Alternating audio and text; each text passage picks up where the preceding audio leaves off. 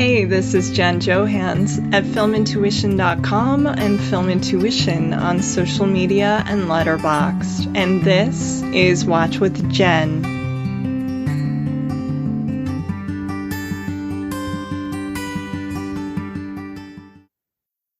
Today, I'm very excited because I've been looking forward to bringing back our lovely next guest for a while now, an accomplished lawyer and a highly readable film critic at her own site, moviemom.com, and at rogerebert.com, where she's also an editor.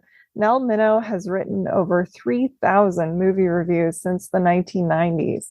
Additionally, she's also authored a handful of terrific film books, including 101 Must-See Movie Moments and The Movie Mom's Guide to Family Movies. Well, Nell, it is always a pleasure to have you back. How are you doing?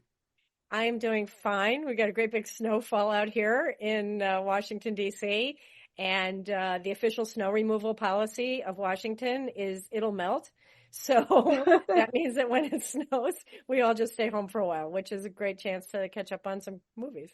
Especially, I love the Oscar series that they do every year on Turner Classic Movies. It's just so much fun. Oh my goodness. I know that was always a big highlight of the year. I love Summer Under the Stars and I love the Oscar favorites. times. Yes. Yeah.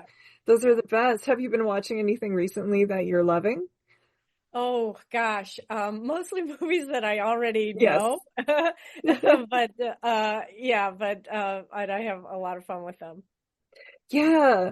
Well, Nell, you do so much great work. Yeah, moviemom.com, rogerebert.com, you're an editor. So what do you have in the works?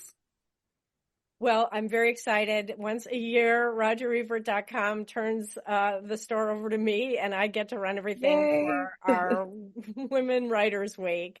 And I always have a lot of fun with that. We've got some great interviews coming up and Nice. some great sort of favorites as people are writing about the things that have been most meaningful to them. And I've got a couple of people who always like to write about tropes. So we'll be giving our insights on that. And so it's very, very fun for me to run the show, and I'm always exhausted and ready to turn it back over at the end. So I'm looking forward to that very much. I also did a great interview this week that probably won't be coming out until May because that's when the book is being published. But here it is. It's called Hollywood High, a totally epic, opinionated history, way opinionated history of teen movies by Bruce Handy.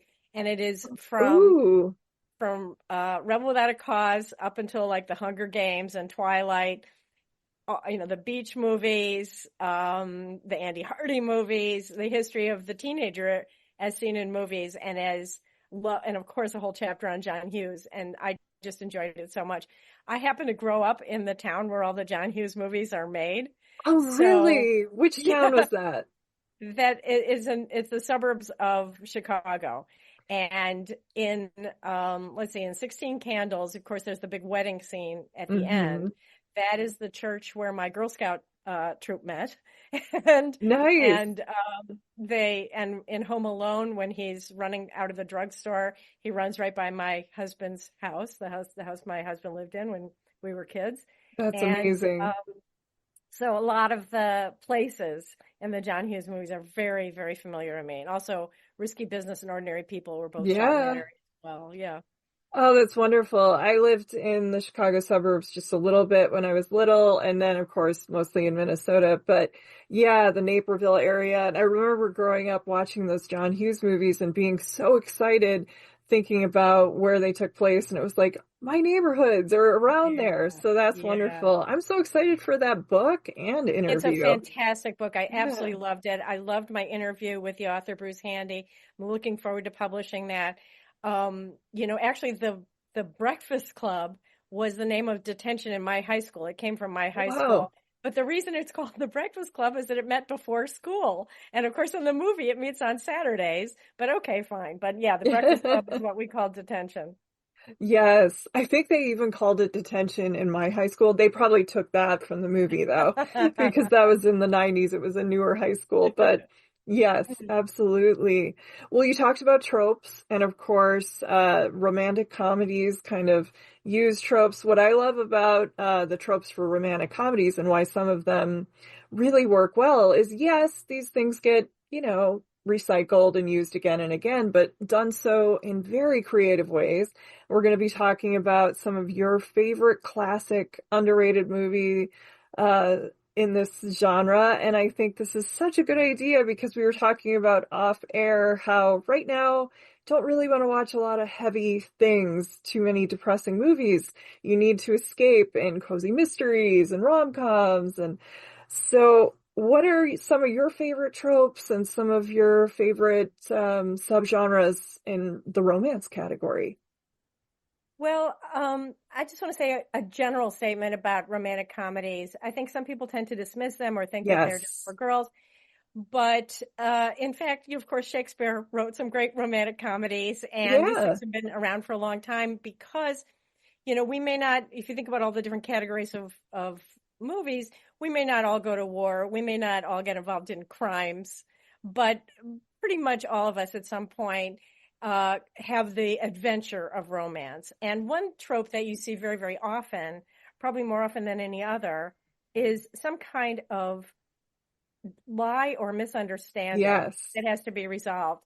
And I think that that's an incredibly effective metaphor for the sort of back and forth of getting to know people. If you think about a Oh, first yeah. date, how much do you want to reveal about yourself? Maybe not too much. Maybe you want to, oh, yes, I love salad or whatever. Yeah. And then you get to know them a little better. And that's the big, big issue in intimacy is how much do you want to reveal about yourself? On the one hand, you want to be loved. On the other hand, you want to be loved for who you really are. And we're Yeah. all afraid that we're going to reveal too much. And I think about sort of the classic, um, if a man answers, with the Oh, I Ted love Bundy, that Bobby movie. Darin and Yes, Sandra Sandra Dee, D. where, where she's a house cleaner and lies and says that that's her apartment when in fact it's really his apartment. Yes. And then, goes through this whole process of finally revealing the truth. And I think that's probably the one most frequent trope in romantic comedies is some kind of a lie, some kind of an omission or dissembling that is resolved. And so, the magic happens, they like you, and then they find out you're not who you said you were, and there's that conflict, and then it gets resolved, and they really do. So I like that a lot. Of course, there are classics like Friends to Lovers and Yeah. Enemies to Lovers that are both very, very popular. And again, I think they're just symbolic versions of the back and forth that anybody goes through. But you can't do all of that in a movie. You've only got 90 minutes to 120 minutes. So you have to have shortcuts. And I think that works very well. Yes, absolutely. One of my favorite stores that I visited whenever I go to LA, there's also one in New York City, is called the Ripped Bodice. And it Yes. was started by two sisters who love romance books. And it's just a really thoughtful, very well, stocked store. They have everything from stickers to my favorite thing walking by it, is what they call trope teas. And they have, it's loose leaf tea. It's all kind of flavors, but each bag has a different trope on it. So I like one love is that because I'm a called, big tea drinker. That's yes, oh great. my gosh, you're gonna have to check out the website. They have like, can you zip me up is one. There's only one bed is another. Yeah. And like we're going on the Ferris wheel, it better not get stuck or something Yeah. like that. So every single, yes, And yet it we really, love it. really works. Yeah. And we're going to talk about how that factors into the made movies that we're talking about. But that's sort of the dance of romance, and it's endlessly interesting, whether you're talking about Elizabeth and Mr. Darcy, which is sort of the enemies to romance, Yeah. or the friends to romance, or the let's pretend that we're a couple. That's very popular. And Hmm. then it turns out to be the real deal. And yet somehow the really good ones are able to make it fresh every time. And one of the movies we're going to talk about today, I think, is very unusual in the way that it handles that. And that is Theodore Goes Wild, but we'll get to that later. I also want to say another thing. In any movie that involves a pair, whether it is a pair of friends or, Bob Hope and Bing Crosby, or, Yeah. generally speaking, or Laurel and Hardy, generally speaking, you've got one representing the id and one representing the ego. So you've got one who's a Yes. little bit repressed, one, or bring you up baby. Let's talk about bring you up baby. You've got Yeah, one who's a absolutely. little bit repressed and one who is the free spirit. And, people make fun of the manic pixie dream girl, but Yeah. there are also a lot of manic pixie dream boys in Oh movies my too. goodness. And a Yes. lot of romantic movies are about both ways. The free spirit learning to be a little bit more centered and responsible, and also the more reserved person learning to be more comfortable with expressing feelings.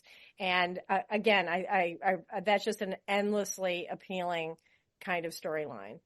It is. And like you said, it's in all genres. Right now, I'm reading a really good book that's good for mystery readers and writers, Writing and Selling Your Mystery Novel by Hallie Efron, just to kind of understand the genre a little bit more. And she just talked about exactly what you articulated as well, which is she was breaking down Sherlock and Watson and just, Yes. how one is a yin, like yin yang. And A um, Birdie and Jeeves, yes. yeah.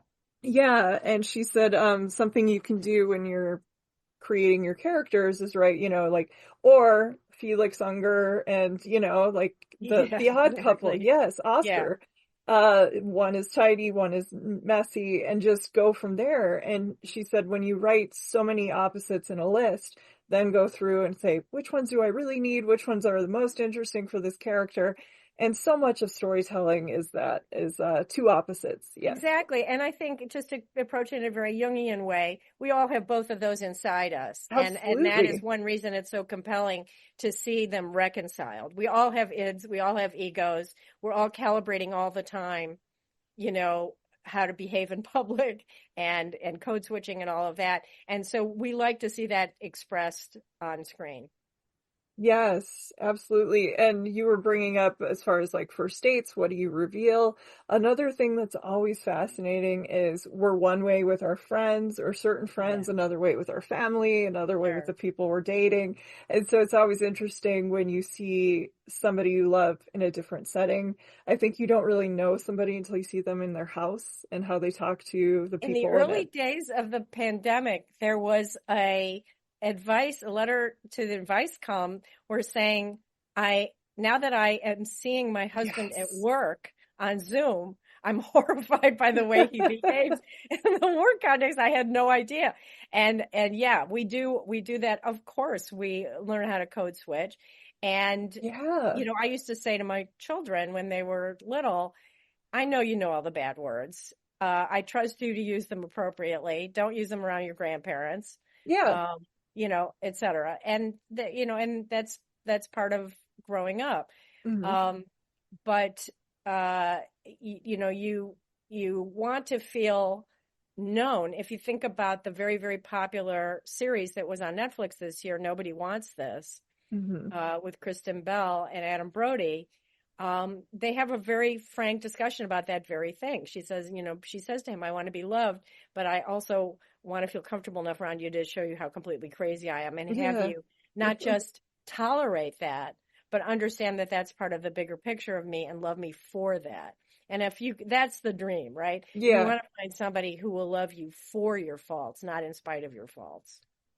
100%. Yes. And you brought up Theodora Goes Wild. I think that is a really good one to start with. I have seen it a handful of times and it was really interesting. I was house sitting for a buddy of mine in June of this year in LA, and he lived very close to the Vidiot's video store. And so I was really excited. It was one of the first places I went, and they told me, "Oh yeah, you can walk. It's only like 5 minutes." There were too many hills, so I took an Uber. It was fine, but it was more like 10 minutes. Mm. And when I was going around and just falling in love with all of their selection of movies, and I opened an account even though I don't live there, I didn't care. One of the first ones I found was a Screwball. Ah, Yes, a Screwball box set, and I rented a handful because it was like, oh, you get four this wow. way with one disc. And one of them was Theodora Goes Wild, which I hadn't seen for a couple years. So it was really cool. I watched it last summer and then I got to revisit it again for this. If you're listening and wondering where you can find this movie, it is available right now on YouTube.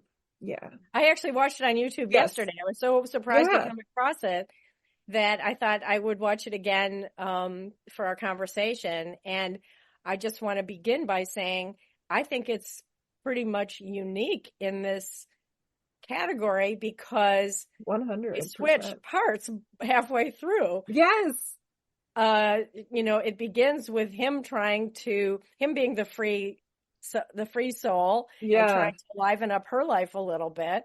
And then when he sort of falls into this very restricted situation with his family, she turns the tables on him. And that's very unusual. Yes, it's sort of like you saved me, I saved you, that kind of thing, or I what you love bring that. out in each other. Yes, so this is a really clever one. I think writers especially will love it. Do you want to give a little Yes. background on it? Yeah. Okay. So I was surprised. I looked it up yesterday and found out this was Irene Dunn's first comedy. Yes, I heard that. I could not And believe it. she's so good in it. I think of her primarily in Yeah, comedy. like the awful Um, truth. My gosh. yeah, sure. And My Favorite Wife. And yeah. Yes. Okay. So she plays a young single woman in a very small, gossipy town who lives with her two maiden aunts. Hmm. And everybody is very proper. Everybody knows everything that's going on in everybody else's life. And what nobody knows is that she has written a popular novel that's a bit racy Yes. under a pseudonym. And so she has it's kind of like Superman and Clark Kent. She's got this secret identity Yes. and she goes to New York and she meets with her publisher.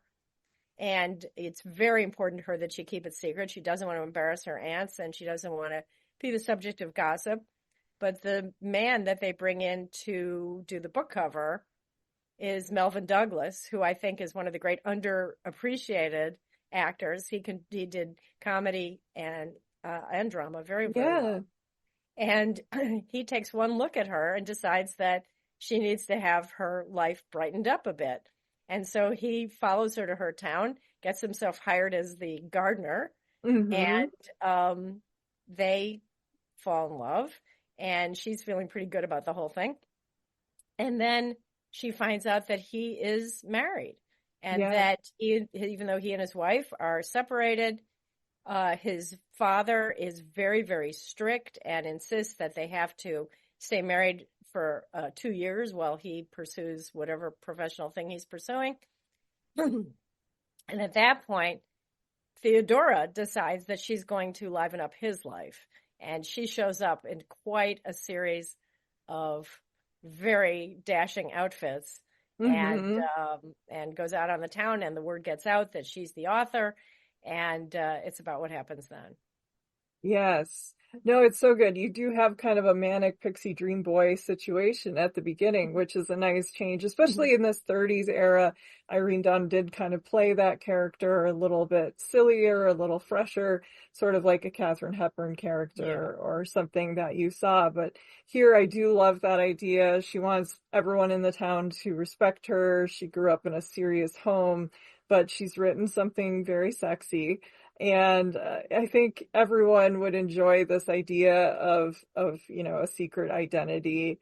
And, I mean, imagine if the person who's doing your Sunday school really wrote 50 Shades of Grey and you had no idea or something like that kind of thing. It's a Mhm. really good screwball comedy. She did receive a Best Actress Oscar. I noticed when I was doing a little bit of research that Graham Greene was actually somebody who gave the film a good review. He was, a journalist at the time, and he commented that her acting had been, quote, regroomed, and she appears as one of the best comedians on the screen. And this was Yeah. her first I have time. to tell you that when my husband and I first moved to Washington, the American Film Institute had an outpost at the Kennedy Center, and they Ooh. brought in a lot of classic Hollywood people who were still around to speak. And we went to hear Irene Dunn. Oh, wow, I no. know. And she was every bit as lovely and charming and wonderful as you would hope. Oh, I haven't read a book on her. I wonder if she ever wrote one I don't or think so. I don't know no. much about her Yeah, personal her life at life. all. Yeah, I really. know that she sang and she sings a little bit in this movie, Sings but beautifully. but I really don't know that much about her, but she was Yeah. wonderful. One of the things that, of course, during the Q&A, somebody said, which of your leading men was your favorite? And she was so charming. She said to the audience, his large audience, she said, now don't tell Cary I said this, but it was Cary Grant who told me that I was the sweetest smelling actress he ever worked with. No, that is a good way to do it. Yeah, because you don't want to choose, but yeah, I love Yeah. that. That's really sweet. Yes, Hmm. and I remember, I think one of the first things I saw her in was it Roberta, where she sings Yes. Smoke Gets in Well, Your she sings, Eyes. Oh yeah, my she sings in gosh. that. Yeah. Yeah. Yeah, phenomenal. That's, of course, Fred Astaire and Ginger Rogers for the classic movie fans out there. All But right. I think this is such a fun idea. It has a lot of great supporting characters. Yes. That's another thing I love That's about another this thing. Spring genre. Byington is one of my favorites. I love Spring Byington, and you usually see her as this very sweet person. And in this one, she's the town snob and gossip. Yeah. And that's very fun to see her in that role. Yeah, and it's so good because they're all characters. I Yeah. think now everybody they kind of fade into the background, or you have like the one best friend. Right. We did an episode, with like, Right. yeah, on the best friends, and Mhm. that's like the one colorful person in the movie. And what I love about this era of storytelling, they're all colorful. Yes. And we'll get to that when we talk about Ball of Fire, but that is definitely true here. Yes. She's got a wicked uncle who lives in New York City and who is kind of her confidant, and he's wonderful. Her publisher and the publisher's wife are great, and of course the people in the town, including my favorite character in old movies is always the newspaper editor, the crusty newspaper editor, and he's Yeah. wonderful in this. And another thing, I looked up the director. I don't know anything about him, but No. but I really loved watching it again yesterday. The scenes when Melvin Douglas has come to be her gardener, there are these sort of outdoor scenes that are very naturalistic and wonderful and give you this sense of their beginning relationship being nurtured by the outdoors. And I really enjoyed that. Yeah, I did too.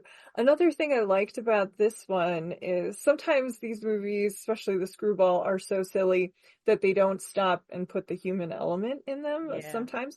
But I do like for example, she is so charmed by him. He follows her and she, bursts out that she is in love with him and she, takes this risk and is brave enough to say it. And we see his face and we Yeah. see the way that he is taking it in, and then he writes her a letter, and then the next shot we see her from behind as Yes. and he thinks he's written one thing, and that she'll take it as such, but we were realizing how hard it hit her, and I thought that was a really good choice, because sometimes it's like, oh, well, or, and then they're off to the next one, and then there's another misunderstanding or something. Right. But I did like that. So this has also the way that she relates to her family members, because she genuinely, she cares about them and she doesn't want to embarrass them or herself. And yeah, so I do like the human element in this one a lot. Yeah, one moment in the movie that I always especially love. We don't want to give away too much, Yeah. but she's friends with a another young woman from the town who is living in New York and has kept a secret from her family Yeah. that she is secretly married. And and so in the middle of returning to the town for the first time after her secret identity has been revealed, where of course they bring out a brass band to greet them. Hmm. And we'll be talking about that happening again in one of the other movies that we're talking about today. I Love You Again. So I guess that's a thing that happened in those days, is that you would have the brass band at the train station. And Yes. and her aunts really are wonderful because they go through kind of a very embarrassing moment there and they handle it beautifully. And they are Hmm. so loyal to her and so unruffled by, by worrying about what society thinks or what the gossips think. I love that moment. It's very quiet, it's very brief, but they really stick by her, and I love that. Yeah. No, I do too. I like the genuine love and friendship and care in this genre. I mean, that's why the best friend and the confidants really do play so well. We all have those in our Yeah. lives. Yeah. So what we're saying is definitely check this out. It's on YouTube. After that, I think what is next? What would you like to go to next? It's hard Well, to let's talk choose. about I Love You again because in my Yes. opinion, that is the least well known of. I believe so, of Powell and Loy. Yeah. Yeah, and in my opinion, it's one of my favorite movies of all time. Oh, As really? as much as I love all the Thin Man movies, and I do really love them, that was like my first pandemic watch was I went through all the Thin Man movies again. But this is my favorite of their movies, and she's my all-time favorite classic Hollywood actress, and he's Oh, tied with I Cary Grant adore for my both of favorite. them. Yeah. And they have the greatest chemistry, I think we can agree, in the history of movies. Yes. They are amazing. And this is another one, to go to your point, where it's not just situation, pratfall, resolution. There is a great humanity Oh, yeah. under this storyline, and I think it screams to be remade. But this is the thing about it is that, if now let's launch into the description. We first meet him in a very non-William Powell way because he's just I the most know. elegant of Yeah. men. And in this movie, he begins by playing, he could even be from Theodora's hometown. He's playing a very parsimonious, Hmm. teetotaling, extremely boring Oh my uh, gosh. Just boring guy. his wife to death, He's basically. boring Yes. everybody to death. Yeah. He's on a ship coming back from Europe, and nobody wants to even talk to him. Hmm. He's just so horribly annoying, and through a series of mistakes, he ends up rescuing somebody who fell overboard and clonking himself on the head. And what happens in movies when you get clonked on the head? You forget who you are. And You forget who you we are. get a new persona for William Powell in this. He is a con artist, and it's fabulous. That's right. He remembers that 10 Yes. years ago, when he was a con artist, he was clonked on the head and somehow he turned into he had amnesia and turned into this very boring personality. And what I really love about this is that, again, it plays with this notion that we have both of us inside. We have the id Yes. and the ego. And there was some Mhm. part of him, even when he was the very elegant, sophisticated con artist, there was some part of him that wanted a quieter, more authentic life. Mhm. And he overcorrected. Yeah. He went too far the other direction. Yes. So he's immediately ready to go back into his life as a con artist. By coincidence, it turns out that the man whose life he saved was somebody that he knew as a con artist and is Yeah. willing to go into business with him. So they're ready to go back to New York and just get back to the old con after they have the whole, scene of who's the president? Roosevelt. No, Roosevelt. He was, Theodore Roosevelt's been gone for years. No, so they have that Yeah, whole thing where yeah. he's getting caught up to what's happened in the world. Um, and he discovers that he has a bank account. So he thinks, I'll go back to this small town, I'll empty out the bank account, and then get on Yeah. with my life as a sophisticated New York con artist. Like a And dirty, rotten scoundrel, basically. Yeah. really, Hmm. and so he goes to get off the ship and finds out that he's married. He's To married Myrna to Loy. Myrna Loy, Yes. and he's obviously immediately swooning over her. He loves, Yeah. I mean, he's great. He doesn't know her name, but Mm-mm. he's crazy about her, and also finds out that she's about to divorce him because he's the most boring man on earth. Yes. And he doesn't know her name, and I love it that he says, okay, and she says, what? and he realizes that her name is Kay. That's what he figures out her name. That was such good writing, and the way they play that, I mean, yes. What's great about both of them is they have such acerbic wits and they can, deliver all of these lines of dialogues, let it roll off their tongues so easily. Last night I was preparing for a different podcast and watching Jackie Brown, and immediately Samuel L. Jackson has that ability to say like Yeah. 10 lines of dialogue and make it sound like one. Myrna Loy and William Powell have that talent as well, but they're also great at reacting to one Yeah. another and Yeah. playing off each other. And just the nonverbal stuff they do is so special. It's what makes the Thin Man movies, I think, sparkle. And Exactly. it's so good here. Yeah. It's so good here. That scene in the kitchen Yes. where he has her scrambled the eggs. It's very, very good. And the scene where he's not trying to win her back. He's still planning to leave town as soon as he can Hmm. get the money, which turns out there's some complications that keep him there. But, he's just getting more and more attached to her. Yeah. And he can't. And so there's a scene where he takes her shopping for a nightie. And, people in the store are like, okay, we're going to give her another, flour sack. Yeah. And he, of course, wants her to have something lovely. And to see her kind of thaw and realize Yes. that the guy she had planned to leave him for is a jerk, Yep. it's wonderful. But it's an extremely, extremely well crafted, very witty, very well structured film, and everything fits together just beautifully. And there are just many hilarious moments along the way. As I said, they get treated to a brass band when he gets off the train because he's the hero for having saved somebody. Yeah. And as he tries to figure out, he uses all of his con man skills to try to figure out who all these people are and how he's supposed to interact with them. It's very, very funny. But the highlight is when he has to take the Boy Scout equivalent. Yes. I was going to say that was my favorite section. On the hike. Yeah. That is one of the greatest scenes in the history of movies. It is so funny. And it kind of comes out of nowhere compared to like the rest of the movie. We're very urban and then all of a sudden it's a different thing and it's so good. It's so good. And who shows up? What classic movie star shows up as one of the little boys? Alfalfa. Yes. From our gang. He's one of the members of the scout troop.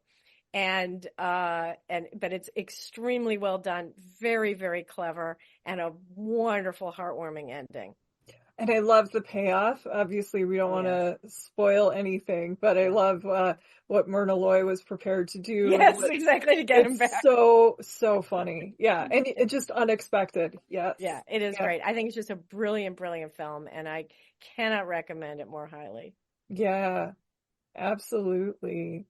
And then after that, Ball of Fire has always been one of my favorite screwball comedies. I don't know why we're not talking about this movie more often or all the time. I have a theory, okay? Oh, go for it. I couldn't agree with you more. I happened upon it. Nobody had ever said this is a great film. And I spent my teenage years, as I'm sure you did too, reading about movies, seeking out movies that were considered classic. Nobody had ever mentioned this to me. I knew nothing about it. I happened upon it on television one night when I was in college, and I could not get over it.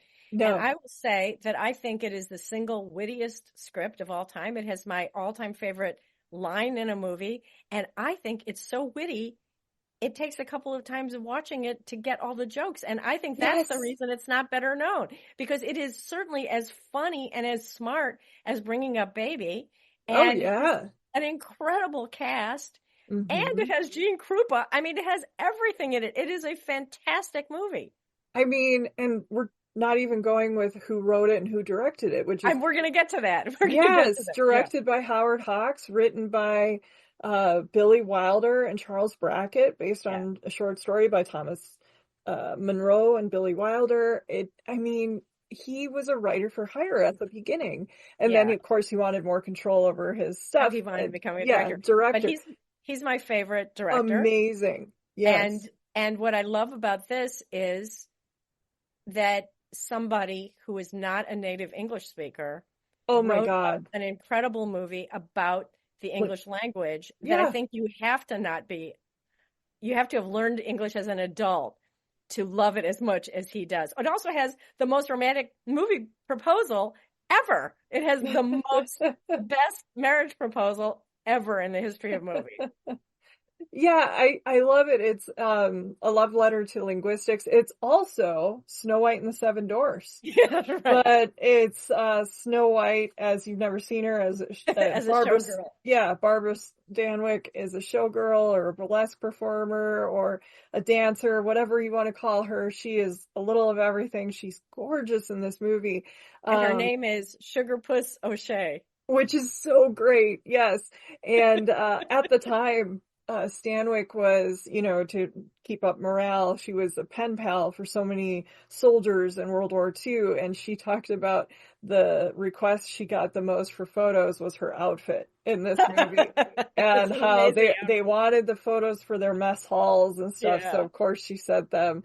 But I mean, she's incredibly sexy. You have Dana Andrews, who's very dreamy, but Dan Duryea. Oh my gosh. And then, yeah. And then you have the lead, the complete cast of the most adorable character actors that were in Hollywood at that time. Because the movie, as you said, is inspired by Snow White and the Seven Dwarfs. And it's about this showgirl who has to hide out because the police are after her as a witness for her crooked boyfriend, played by Dana Andrews, who's always great. Yeah. And so she hides out with these professors, and so it gives you an opportunity to have these 7 fabulous guys. The guy who plays Clarence the Angel from It's a Wonderful Life. Yes. And Mr. Belvedere, they're all in there. And they are. They could not be more wonderful and adorable. And of course, her love interest is Gary Cooper. That doesn't hurt. I think all of us on a few books to get up there and kiss him. You bet. I mean, and you got to do that, right? And what's so good is I think all of us English majors or women writers, you're like, why can't we find bookish guys that look like Gary Cooper? Like, yes. No. So it's a lovely fantasy in that way.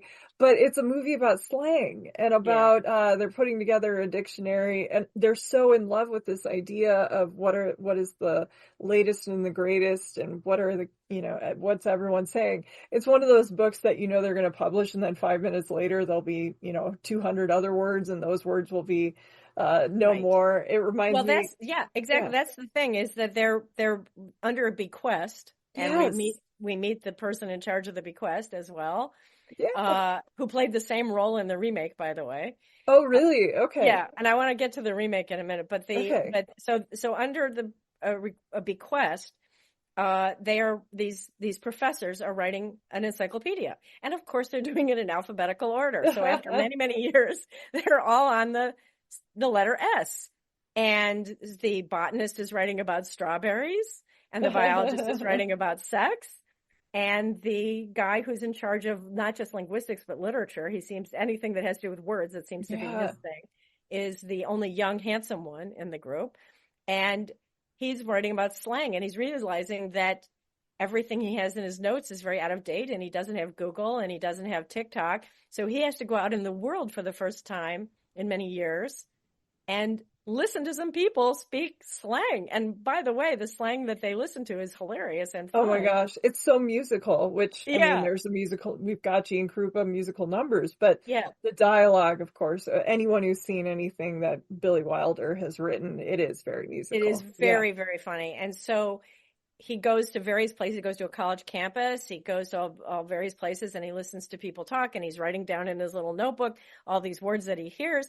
And then he goes to this nightclub, and that's where he sees Sugar Puss do her amazing act, and Gene Krupa do Matchstick Boogie, and he's writing down Boogie Woogie, Yeah. And he goes and he asks her, would she mind coming to his house and talking to him a little bit so he can interview her for this writing that he's doing. And she says no. But then when it turns out she needs a place to hide out, she shows up there, and they say, okay, come back tomorrow morning. And she says, I can't, I have a sore throat. And that comes my favorite line in the history of movies, where she says to the professor of medicine, look at my throat. You'll see. And he says, well, it does look a little pinkish. And she says, pink, it's as red as the Daily Worker and just as sore. And that is the greatest line in the history of movies, in my opinion. The Daily Worker, of course, the communist Yes. newspaper. Wonderful. I mean, think about Billy Wilder for a minute. Think about not being a native English speaker and coming up with that. That is just great. And so they let her stay there. And of course, what is she? The Manic Pixie Dream Girl, the dream. She's gonna teach him to loosen up. She's gonna teach him to do the conga. Yeah. And it's about what happens then. And again, beautifully structured, great. You know, it's not like they had one idea and then didn't know what to do with it. Every scene builds on all the other scenes. And again, there's, as you pointed out, there's a lot of psychological authenticity to it, because the question is, when she takes off the wrong ring, what does that mean about who she really is in love with? Yeah. One ring is more, of course, grand and ostentatious, and one is simple, but like, what is the love behind it signify? And I also love to, like, sometimes in movies you see a bookish guy and all of a sudden he turns into Chris Hemsworth or something. And what's great in this with Gary Cooper is she even gets a line like, he has no idea how to kiss, but you know, I love him anyway. Yeah. And it's so I love funny. that he thinks he might have to engage in fisticuffs, so he reads a book about how to fight somebody, and watching him try to figure out how to punch someone is hilarious. It is great. It is wonderful. And there's just, and as I said, I think it is too clever to be appreciated on the first viewing. I think you have to watch it a couple of times to really get all of the wit that's in it. And I think that's the reason that it's not as well known as Bring Up Baby or some of the other classics, because in my opinion, it's the best of the bunch. I absolutely think there's never been a better movie than that one. Yeah, it's fabulous. I think it was about 5 years ago I finally saw the remake. I think it might have been on Criterion, otherwise TCM. Yes. What are your thoughts on it? I thought it was fun, but it's not great. It's not a good movie, but it has one thing going for it. Instead of having the professors do an encyclopedia, it's all about music. Yeah. And it's your only chance to see some of the greatest musicians of the era show up in that movie. And that part of it is, and of course, Danny Kaye is always great, but it's not a good movie. No. But it's hilarious to me that the same heiress shows up again, the same actress shows up again as the heiress who's financing the encyclopedia. That's funny. Oh my goodness.